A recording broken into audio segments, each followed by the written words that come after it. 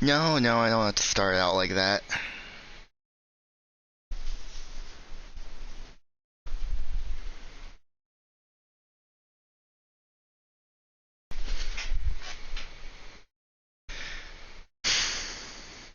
If I were to tell the truth, making this year's video is kind of difficult to make.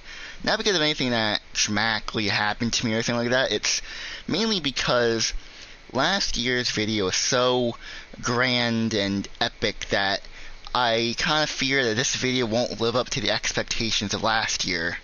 And for a while I was thinking, how am I supposed to make this one bigger than the last one? I don't want it to be a disappointment, because people won't like that, but I then realized it doesn't matter, because every year I want to make something different, and this year I found something that make it different from last year's. Now this video is not going to be epic or grand like last year. It's going to be a bit smaller, but what it does have is a different perspective on the topic that I cover on these videos I do every year, a reflection of sorts. And this year we're going to be focusing on the YouTube aspect of things. Now you may be asking, what aspects of YouTube did I exactly improve upon from last year's video? Well, I want to break it up into different parts, because I can't really talk about all in one sentence or two. I have to break it up. So I want to go back to last year's, and kind of a couple months after that video was made, and I kind of realized that I need to improve my videos, because I was realizing I wasn't getting the recognition in the algorithm that I wanted to. So I looked up videos, other YouTubers, on how to improve videos, and what I found was kind of like the same thing, which is basically working on the outside of a YouTube video first, then working on the inside. Now what do I mean by that? So the first thing I want to talk about is, yes, tags. Now let me think, what exactly are tags? If you're not familiar with making YouTube videos, or if you never made a YouTube video before, you just watch it on this platform, tags are basically like search terms, essentially, and it allows your video to be found to certain audiences with certain words and ways to do that. But I always had trouble doing that from the very beginning. So when I looked up videos on how to improve my YouTube channel, I said, I'm going to work on my tags. And I found websites to actually help me in my tags, which I actually did improve, because I found the right audience in some degree to help me out. And trying to find the right tags for certain videos is very difficult, and it just is. But those tags do help me in actually getting my videos out there to people. Hey, it's me. I know you're probably skipping to the next part of the video. That's fine. I'm not being forced to stay here anyway. Oh wait, I am. Being forced to talk about a sponsor called, what is this, Custom Lux PC? Who's Lux and why would you want him to be custom? Oh, it's about computers. I see. Custom Lux PC is a service that provides affordable custom desktops to all users located in Hoboken, New Jersey. The way you get your custom PC is to 1. Click the request a build at the top right corner of the website. 2. You describe what you want for the PC and any budget restrictions. And 3. There will be an expert that will review your request and respond to you with details about the list and price offer within 6 hours. They have a 1-year limited warranty and a guaranteed delivery in 2 weeks or less. Custom Lux provided Unforgotten Studios with a code. Use code Unforgotten to get 5% off your request for a build. Again, use code Unforgotten to get 5% off your custom PC. Thank you, Rito. Even though that sponsor segment sounded a lot like mine, I guess he copied the script that I had on my computer. I'm guessing. Alright, well, thank you for that. The next thing I started focusing on was, yes, thumbnails. So thumbnails are something that I also had trouble with for a very long time. In the beginning of my YouTube career, I actually didn't make thumbnails. They just didn't have anything. It wasn't until, I believe, 2017 when I actually started making thumbnails, which was kind of crazy to think about, but that's what I did. And the websites that I used to make thumbnails were pretty much free, and I still use one to this day, which is Pixlr. And from there, I think it was 2018 when I started using Pixlr. From that point on, I started working on my thumbnails to make them more and more professional looking. And even this past year, I looked up a video that completely changed how I made thumbnails, and I made them much more bright, much more saturated. I had like this white line border on all the videos. It's to make it pop, because if your video needs to stand out between the rest, and my videos being very saturated with bright colors, bright characters, they have a white outline, the borders, white lines, all that stuff combined makes my videos much brighter than other people's thumbnails. So thumbnails are actually one half of it. The other half are, titles. Now maybe saying, just make a title, just do it. Sounds easy, but it's not.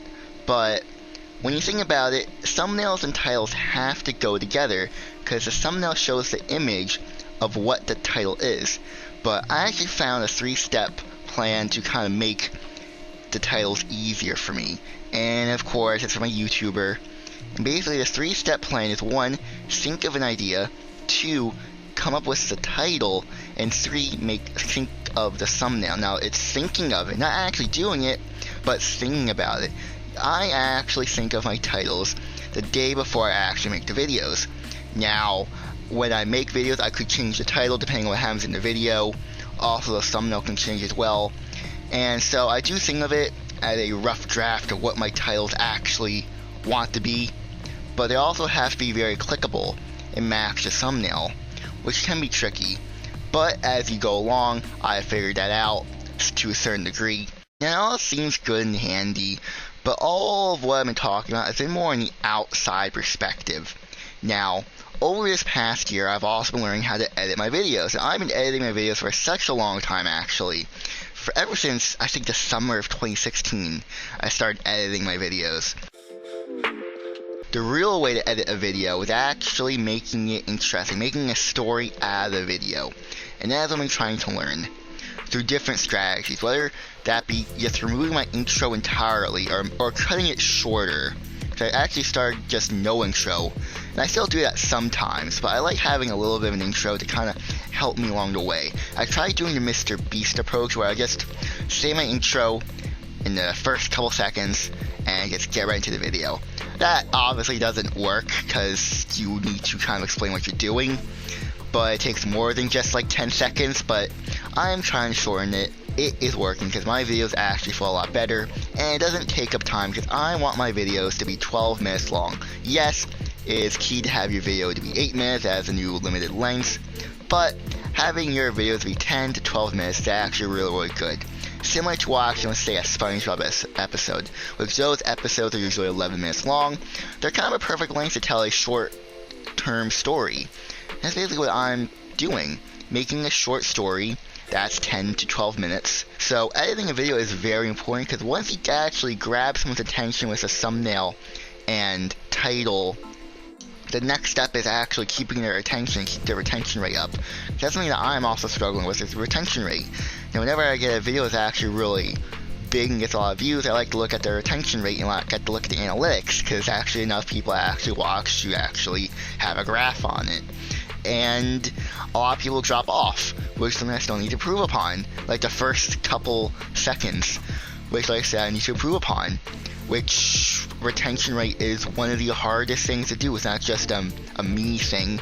A lot of YouTubers have this problem, which is keeping the retention rate up, because it's difficult to keep someone's attention up.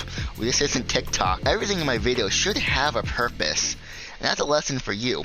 Everything in your video should have a defined purpose, whether that be entertaining someone, informing them, whether it adds to the story of the video, or a foreshadowing moment in another video. Just everything should have a purpose. You should plan out what you want to do in your video before actually recording. 'Cause if you don't do that, and you're just winging it, that's bad. I used to do that, that's bad, but now whenever I make a video, I have an idea what I want to do in that video, and so I just kind of go with it. Now you may be saying, oh, you've been a YouTuber for 6 years. Shouldn't you have already known how to do this already? Well, yes, if you're an outsider and don't make YouTube videos or you're just a watcher. 6 years on YouTube is a long time. But for a content creator, it's not that long. I mean, it takes several several years to actually get big. And may say, oh, this YouTuber got big in a year. Well, they just got lucky. Not every YouTuber is like that. And it takes several years. It takes several channels. Like, even the biggest YouTubers, it takes a very long time for them to get going, because YouTube isn't really a platform where you can just get big instantly. Yeah, you have your 15 minutes of fame, but if you want long-term success, you really need to work on your videos, your thumbnails, your titles, and really treat it like a job. And that's what I've been trying to do, making it an actual job. And honestly, I like the videos I'm making now. I think they're much more watchable than the last couple of years. As you know, this video is pretty much like one of those YouTube videos that you see, it's the tutorials.